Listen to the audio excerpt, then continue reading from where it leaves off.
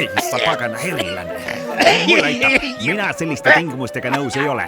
Tõesti, see mürk võtab hinge seest. Märkan igal jumala hommikul kell 4, lendan päevas 100 kilomeetrit oma pisikeste tiibadega ja korjan aastas 10 tonni õietolmu. Ja mida siis selle eest ka pakutakse? Ühiselamu, varruhallest ja nüüd siis ka rõve põllumajanduskeemia. Ega see elu siin pole mingi meelakkumine. Et sa ära räägi seal midagi, ma olen meelakkujana töötanud. Räige stress, enne suren siin põllul. Ma ei tea, mina siia põllule surema ei jää. Aga mida sa siis ikka muud teed?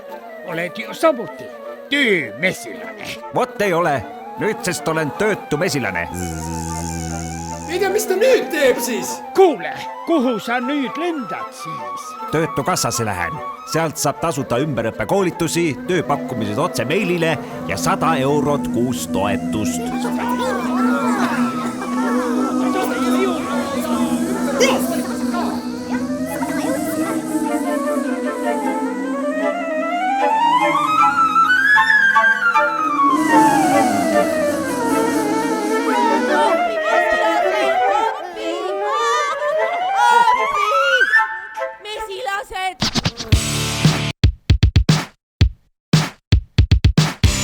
Põllumajandus on majandusharu, mis tegeleb teatud kultuurtaimede ja koduloomade kasvatamisega. Põllumajandus tegeleb mulla harimise, toidu, loomasööda ning looduslike toorainete tootmisega. Tänapäeva põllumajanduskvaliteet Eestis on hea, tehnoloogiliselt ka tasemel. Eestil on Euroopa Liiduga ühine agraarpoliitika. Peamine suund on muuta põllumajandust keskkonnasõbralikumaks ja konkurentsivõimelisemaks ka naaberriikide turgudel. 2012. aastal oli Eestis tarvitusel peaaegu 1 miljon hektarit põllumajandusmaad. Kuigi põllumajandus on oluline, ohustab elamiskõlbuliku maa muutmine põllumaaks keskkonda.